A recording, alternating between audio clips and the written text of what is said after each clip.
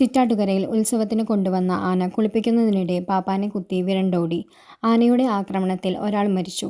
ആലപ്പുഴ മുഹമ്മ സ്വദേശി ആനന്ദനാണ് മരിച്ചത്.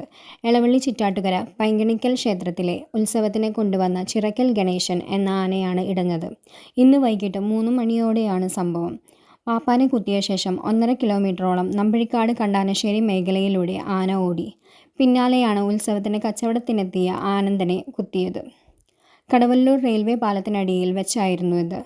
വീണ്ടും 4.5 കിലോമീറ്ററോളം ഓടിയ ശേഷമാണ് കണ്ടാനശ്ശേരിയിൽ വെച്ച് ആനയെ തളയ്ക്കാനായത്. ആന ഇടഞ്ഞോടിയതിനാൽ മേഖലയിലെ സ്കൂളുകൾ 4:15ഓടെയാണ് വിട്ടത്.